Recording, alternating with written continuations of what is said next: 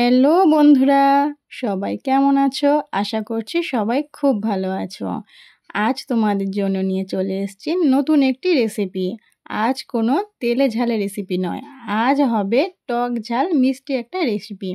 তোমরা এতক্ষণে হয়তো বুঝেই গেছো আজ কি হতে চলেছে। আজ হবে জলপাইয়ের চাটনি। জলপাইগুলো আমি ভালোভাবে ধুয়ে একটা পাত্রে তুলে নিয়েছি। জলপাইগুলো ছাড়িয়ে নিতে হবে।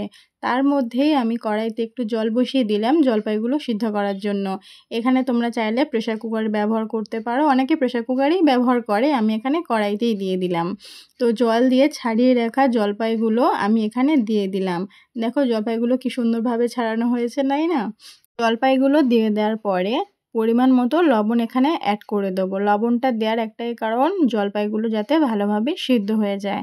তো জলপাইগুলো ভালোভাবে সিদ্ধ করার জন্য পরিমাণ মতো জল দেবে এবং নুনটাও দেবে। জলপাইগুলো ভালোভাবে আমার এখানে সিদ্ধ হয়ে এসছে। যে পরিমাণে জলটা আমি এখানে দিয়েছিলাম সেই পরিমাণে থেকে কিন্তু অনেকটা কমে গিয়েছে। দেখো আমড়াগুলো সিদ্ধ হয়ে আমড়ার কালারটা পুরোপুরি চেঞ্জ হয়ে গেছে। তো আমড়াগুলোকে অন্য একটা পাত্রে ঢেলে একটু ঠান্ডা করে হাতের সাহায্যে আমড়াগুলোকে ভালো করে ম্যাশ করে নেব। তারপরে তার মধ্যে দিয়ে দেব পরিমাণ মতো হলুদ ও পরিমাণ মতো লবণ। সেটা দিয়ে জলপাইগুলোর সাথে সেই লবণ হলুদটাকে ভালো করে মিক্স করে নেব। আমি এখানে জলপাইগুলো ম্যাশ করার জন্য হাতের ব্যবহার করেছি, তোমরা চাইলে ম্যাশার দিয়েও জলপাইগুলোকে ম্যাশ করে নিতে পারো। লবণ হলুদ আমার ভালোভাবে জলপাইয়ের সঙ্গে মিক্স করা হয়ে গিয়েছে। কড়াই বসিয়ে তার মধ্যে দিয়ে দিলাম অল্প পরিমাণে একটু সর্ষের তেল। সর্ষের তেলটা গরম হয়ে যেতে তার মধ্যে দিয়ে দিলাম একটা গোটা শুকনো লঙ্কা। লঙ্কাটা দিয়ে একটু নাড়িয়ে চাড়িয়ে তেলের উপরে দিয়ে দিলাম গোটা সর্ষে।